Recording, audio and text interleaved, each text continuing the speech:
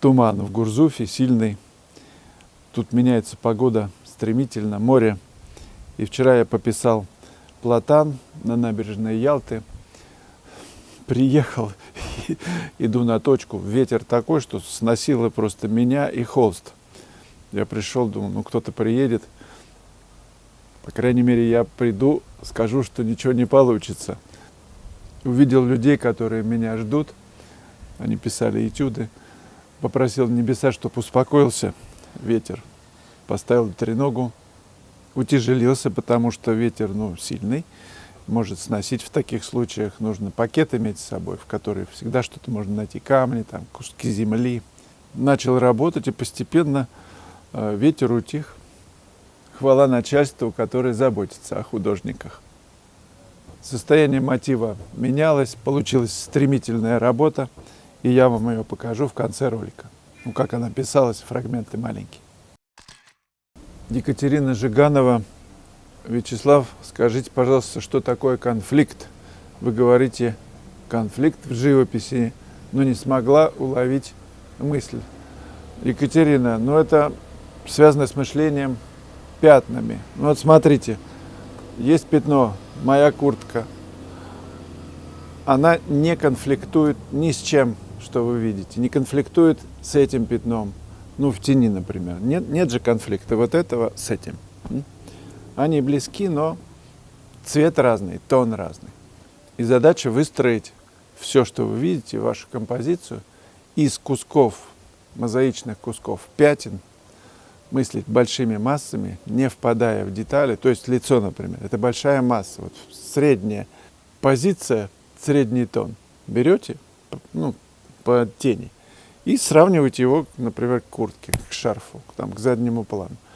И когда все это разбито на составные, возникает гармония, может возникнуть. Если мы помним об этом, уделяем этому внимание. Нет конфликта между небом и морем.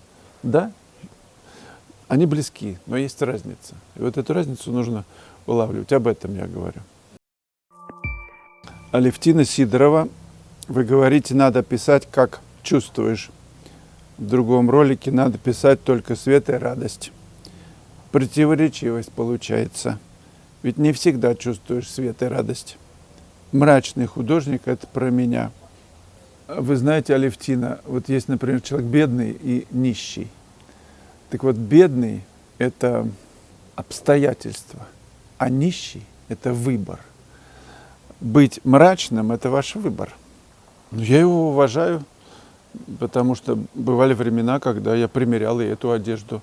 Более того, и картины писал какие-то такие тяжеловатые. Простой вопрос себе задавал. Зачем? Что мне тяжело, я мрачники гоняю. Зачем это распространять? Зачем этим инфицировать кого-то? И выбрал другое. И начал замечать, что это выгоднее. Радость это выгоднее, и картина радостнее это выгоднее. Для организма, для души. Простой вопрос я задаю себе. Я иду на улицу, в каком я состоянии иду? Смотрю окрест. Людей, которые встречаются. Заходишь в метро. Люди озабоченные тяжелым днем, едут с работы или на работу после ночи тяжелой. Это все понятно. Вопрос задаю к себе. Я-то что? Для чего? Вот для чего вообще я? Для мрачников? Для мрачной жизни или для радости? Конечно, сейчас вы скажете, что ситуация такая. Дмитрий Сергеевич Лихачев прошел ГУЛАГ.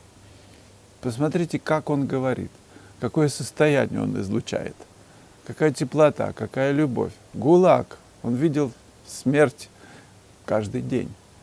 И тем не менее он нащупал эту линию внутреннего состояния, которая для него, несмотря ни на какие трудности, наиболее выгодна.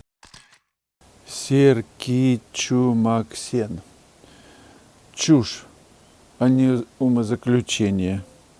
К тому же это для людей, она жемчужина, а для обитателей раковины хлебные сухарики на постели. Много вы интересного сочините, попробовав спать на нескольких крошек от сухарей. Ну, йоги спят на гвоздях, ничего себе. Ну, честно, без измышлений.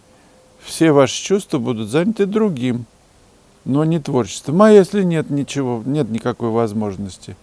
Ну, речь о раковине, там, о высказывании Шнитке, который говорил, что все чуть-чуть не так в искусстве, в музыке. Сильное воздействие для него имело понимание, что ракушка, там, моллюска рождает жемчужину из неудобства. Попала там вот этот сухарик хлебный к ней, она его обволакивает слизью, получается жемчужина для нас. Да, для нее это неудобство, об этом я и говорю. И моллюск рождает нечто удивительное для нас, естественно, как художник рождает для зрителя нечто удивительное, ну, прежде всего для себя, конечно.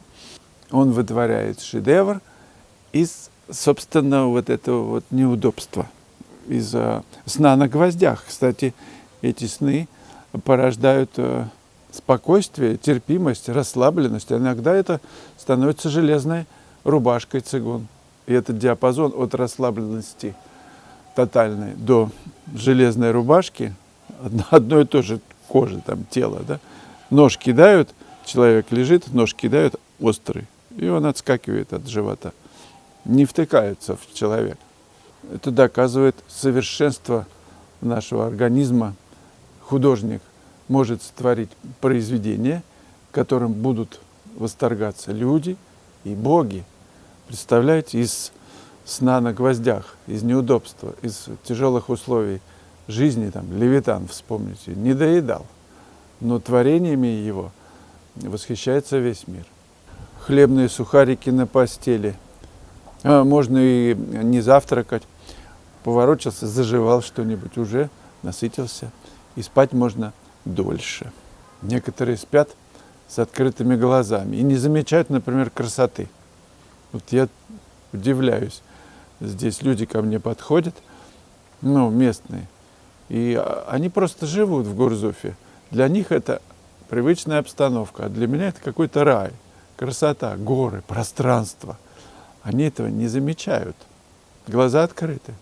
Первый раз я столкнулся с этим в Индии, когда приехал в Кедарнат. Это Утар-Прадеш, штат, север Индии, Гималаи, предгорье. И такое место, куда стекаются паломники вообще со всех концов Индии, да и с других стран приезжают в это место. Так вот, там живут местные индусы, для которых это просто, ну, ничего не значит.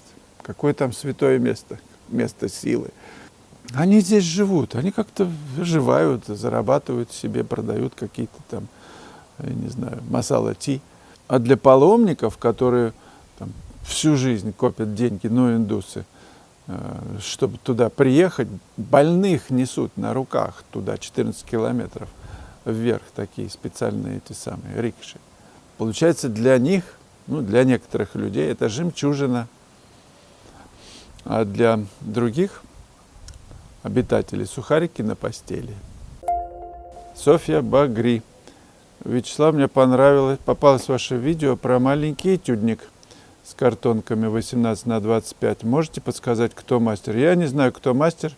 Я купил его на этом самом, в Инстаграме. Что-то мне попался, кто-то делает. Выглядит добротно. Люблю красиво сделанные инструменты, что приятно и удобно было работать. Скажите, пользуетесь ли им сейчас, как он вам подошел или нет. Но все-таки он мне не очень подошел. Ну, маленький и требует как настройки. Если просто на коленке поставить, открыть и работать, это одна история. Но я люблю, чтобы было куда мусор бросать, было место, куда кисточки положить или воткнуть, да, то есть, а для этого там полотенце, чтобы оно не где-то там валялось, чтобы было все удобно. Значит, требуется доработка. Ну, вы можете попробовать найти его. Я купил сейчас другую треногу, такую легкую, в том числе для акварели. И вот в Италию, где будет мастер-класс, я поеду с ней. Она компактная, быстро все там настраивается. И акварелью можно писать, и маслом можно писать. Я вешаю на нее свою палитру, или там, если акварелью пишу, там, другую такой столик небольшой, вырезанный. Ну, в общем, приспособился и вот протестирую его на Италии.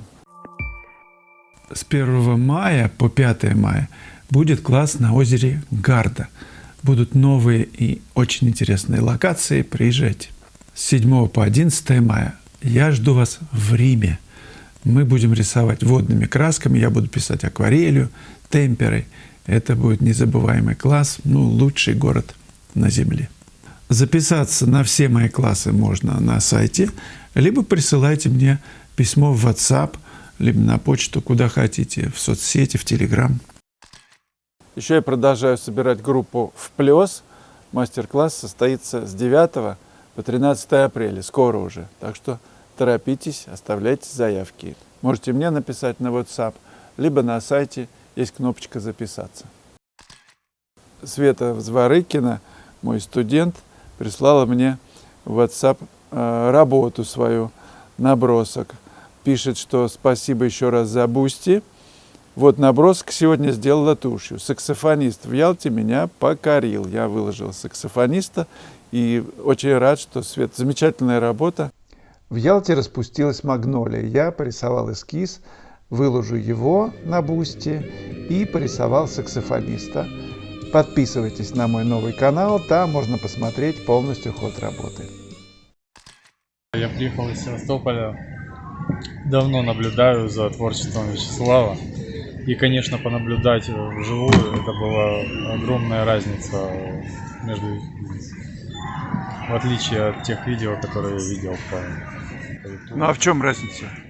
Разница, все оживает, и это нужно вот только прикоснуться вживую к этому. Спасибо большое, впечатления замечательные, работа воздушная, руки зачесались параллельно сесть и в силу своих возможностей что-то сделать, хотя бы хоть на капельку подобное. Очень восхищает в работах ваших огромное количество воздуха и света, то есть колорист восхитительный. Спасибо. Я не знаю, как бы вообще импрессионизм — это мой любимый с детства жанр. И вот ваши работы, это вообще, это, например, французский полотан какой-то замечательный. А он не французский? А он, наверное, он французский есть. Спасибо большое за такое счастье. Сколько ему лет? По-моему, больше 300. Наверное, да. Да, конечно, как раз, во времена Крымской войны точно стоял. Как фильм посмотрели, как сеанс гипноза произошел, такой звенящий, тона нереально выглядят в жизни. Просто возможность проследить за этим процессом, как они были намешаны, как они нанесены, как работа изменяется в процессе, как 100 раз передумали в каком-то месте, а потом все-таки решили. Это просто такая динамика, мне очень понравилась, просто кайф. Спасибо. Было приятно увидеть вас здесь на набережной. Мечтал вас встретить или в Гурзуфе, или еще где-нибудь. А вчера увидел объявление, что вы сюда придете сегодня. Погода сначала была неудачная, да. Хорошо, что все изменилось в лучшую сторону. Очень нравятся ваши цвета. Они точные, на удивление. Спасибо большое. Да, спасибо, что приехали и анонсировали свой приезд. Я рада встрече в Ялте такого замечательного и ныне известного художника, который очень интересно, здорово рассказывает и о художниках, и о культуре, об искусстве. Через это искусство дарит радость, настроение, вдохновение. И, будучи женой своего мужа Сергея, я вдвоем смотрю все ваши интересные передачи, которые вы ведете, и правда это вдохновляет, впечатляет и стимулирует развиваться самому. Спасибо. А вы художник или? Я нет. Я но смотрите передачи. Искусство, и я и музыкант, я классно. филолог, но тоже поражаюсь творческий человек. Вашим Спасибо мастерством. вам. Спасибо.